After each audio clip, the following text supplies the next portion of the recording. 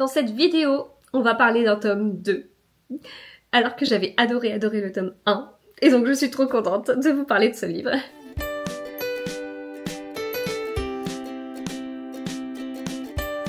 Bonjour à tous, j'espère que vous allez bien. On va parler de Westwell, le tome 2 de Lena Kiefer, aux éditions Nox, Nox qui est un label Albin Michel.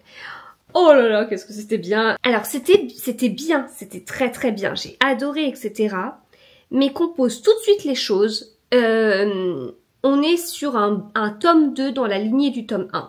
Donc, ne vous attendez pas à vous dire, tiens, peut-être que l'autrice aura changé ou je ne sais quoi. Non. Mais quand on a adoré le tome 1, on dit merci, l'histoire continue et géniale en fait. Voilà, donc pas surprenant. Alors que dans le tome 1, on va être peut-être surpris de voir qu'on adore autant, que c'est aussi bien, que c'est aussi prenant, que les personnages ils sont top, voilà.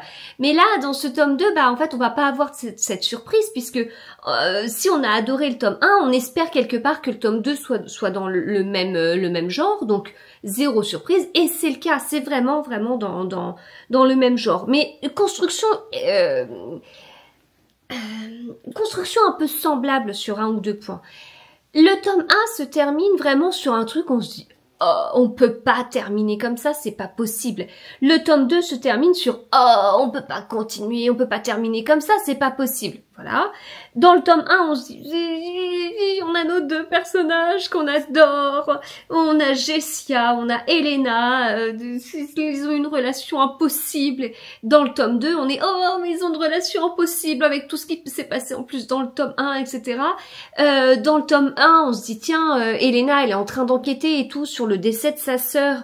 C'est vraiment bizarre ce qui a pu se passer, donc on suit son enquête. Dans le tome 2, on se dit oh, Elena, elle est en train d'enquêter et tout, parce qu'on c'est vraiment bizarre ce qui s'est passé avec sa sœur. Enfin, vous voyez, là où je veux en venir, c'est que c'est vraiment très proche en fait. Il n'empêche que c'est très bien en fait, c'est très bien. Pas de surprise, mais c'est très bien. Enfin, pas de surprise, l'histoire avance quand même, hein, faut pas exagérer, mais voilà. Alors, pour vous rappeler un petit peu l'histoire, on est sur une romance qui d'ailleurs est classée en 2/5 d'après Nox. Voilà, dans la partie romantique suspense, puisque nous avons cette enquête. Scène explicite, il me semble, mais pas à outrance ou voilà. Et puis le meilleur descriptif que tout le monde utilise et qui est totalement vrai, et c'est vraiment moi ce que j'ai ressenti quand je l'ai lu la première fois. D'ailleurs, je remercie les éditions Nox parce que c'était un service de presse. J'avais également reçu le tome 1 en service de presse avant que le livre sorte. Et vraiment, à ma lecture du premier, je me suis totalement dit qu'on était sur un mélange de Gossip Girl, parce que dans certains milieux privilégiés, voilà, enfin à New York, etc. Et en plus de ça, on a un côté Roméo et Juliette, puisqu'on a deux familles qui ne se supportent pas en fait, qui sont totalement ennemies. Et le souci, c'est que on a eu la sœur d'Elena qui était avec le frère de Jessia. Et malheureusement, les deux sont décédés. Et il y a des histoires un peu sombres autour. Pour la famille de Jessia, c'est Elena qui l'a totalement entraînée, qui l'a comme dévergondée, qui l'a droguée en fait. Et Elena, elle y croit pas 3 secondes à ce truc-là. Pour elle, c'est pas possible en fait. Enfin, il y a trop d'incohérences. Et chacun a un peu accepté ce truc-là, sauf que la mère de Jessia, elle est, mais c'est une peste de première, et donc elle colporte ça dans la haute société.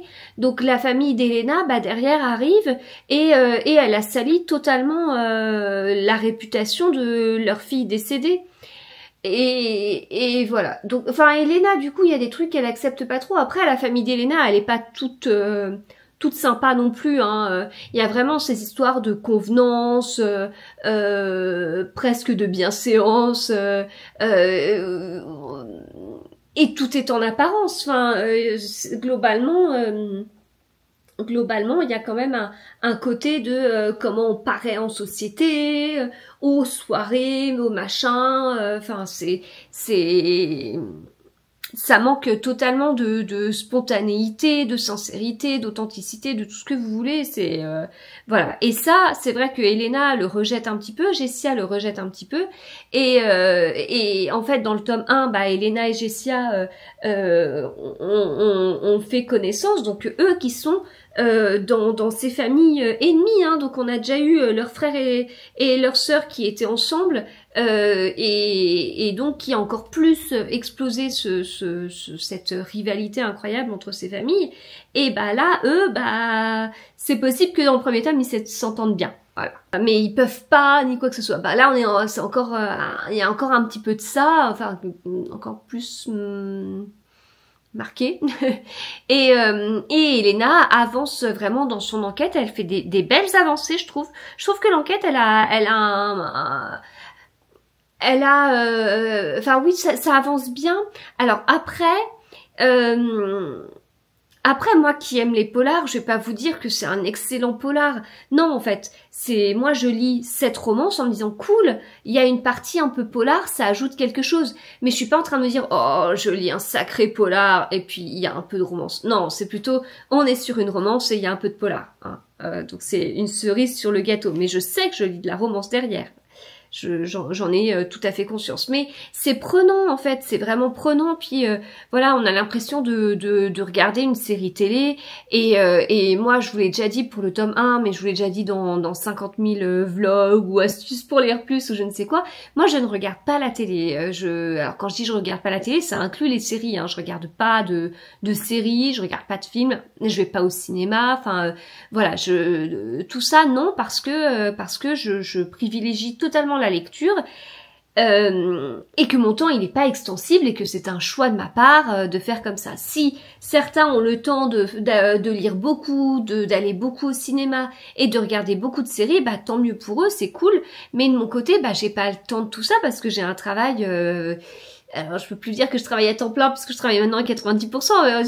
C'est un bon 90% aussi. Hein. Voilà, quand on est cadre, c'est quand même un petit peu différent. Et donc, bah, forcément, j'ai pas énormément de temps et j'ai fait le choix que dans mes loisirs, ce soit sur mon temps libre, en dehors des contraintes, en dehors du travail, en dehors des enfants. Eh bien, j'ai choisi que de passer ce temps-là sur ma passion qui est la lecture. J'ai une autre passion qui est le tricot. C'est juste que quand je le dis, j'ai des petits soucis physiques ces derniers temps, donc qui reviennent, donc je vais pas trop aborder le sujet, mais du coup, je consacre un maximum de temps à la lecture. C'est pas parce que j'ai fait ce choix que je n'aime pas autre chose. J'aime aussi d'autres loisirs créatifs. J'aurais souhaité découvrir d'autres choses aussi, mais en fait, entre mon souhait de découvrir d'autres choses, entre ce que j'apprécie dans les loisirs créatifs et ma passion de la lecture et les 50 000 livres que j'ai à la maison, que j'aimerais lire, etc., mais en fait, ce qui prend le pas, bah, c'est la lecture. Donc, c'est un choix de ma part d'avoir laissé de côté autre chose. Ça veut pas dire que j'aime pas les séries, ça veut pas dire que j'aimais pas Gossip Girl, au contraire, c'est une série que j'aimais beaucoup, parce que oui, il y a une époque où j'ai quand même regardé des séries, et donc je suis ravie de pouvoir retrouver ce que j'apprécie dans les séries dans la lecture. Moi, j'ai l'impression du coup que ça fait du 2 en 1 et que, et bah qu'en fait, le choix que j'ai fait de laisser les séries de côté au profit de la lecture, bah en fait, je peux quand même m'alimenter un petit peu de ce que j'apprécie dans les séries via certains livres, et Westwell en fait totalement partie. Pour moi, enfin, en fait, un tome, c'est genre une saison, quoi. Et vous finissez la saison avec une phrase qui vous fait dire mais vivement la saison suivante, sauf qu'il faut attendre 1 an. Bah bon, là ça va. Il les sort assez rapidement chez Nox, ils sont sympas. Mais il y a vraiment ce côté du coup qui me plaît vraiment beaucoup. Voilà. Donc, comme je vous le dis, pas une énorme surprise. On continue aussi au niveau de la construction avec ce roman choral. Une fois on donne la parole à Elena, une fois on donne la parole à Jessia. Et c'est intéressant d'avoir leurs deux points de vue, surtout avec ce qu'ils vivent, et puis surtout surtout avec ce qui s'est passé dans le tome 1, mais je peux rien vous dire. Mais voilà, donc toujours chouette. L'autrice est allemande. À noter qu'il y a également une playlist dans ce livre. La playlist du premier tome m'avait énormément plu. J'avais fait des découvertes de certains chanteurs, et d'ailleurs je me suis fait là récemment une playlist des meilleurs morceaux de playlist que j'ai pu voir dans les livres en fait. Puis je me la passe en boucle. Ah, c'est une playlist qui est assez courte hein, quand même, mais je me la passe en boucle et j'adore. Et donc bah, j'ai pris une chanson de la playlist du tome précédent. Là au niveau de la playlist, j'ai été un peu moins emballée en fin de compte. Il n'y a pas une chanson où je me suis dit ah là, je vais celle-ci elle me plaît vraiment, c'est une sacrée surprise et tout ça. Et c'est une période où j'étais très marquée par la chanson d'une playlist, en l'occurrence du dernier livre d'Agnès Martin-Lugan. Et j'étais totalement dans cette musique. Et en fait, au bout d'un moment dans ma lecture, une fois que j'avais écouté la playlist, c'est une playlist à écouter en boucle. C'est pas une chanson, un chapitre, c'est une playlist globale. Et donc voilà, qu'on écoute en boucle. Et au bout d'un moment, j'ai stoppé et je suis repassée à ma chanson préférée du moment, qui était cette fameuse chanson que j'avais découverte. Parce qu'en fait, cette chanson découverte dans le livre d'Agnès Martin-Lugan, elle va avec vachement de romance. Hein. Enfin, c'est assez fou. Bon bah c'est Aloha Keakua, je voulais vous le montrer, mais Aloha Keakua en version acoustique piano de Nako and Medicine for the People. Et voilà, ça passe avec tout, vraiment top, vraiment top. Voilà, donc en tout cas, écoutez, aussi bien que le premier, et donc bah, prête pour le tome 3.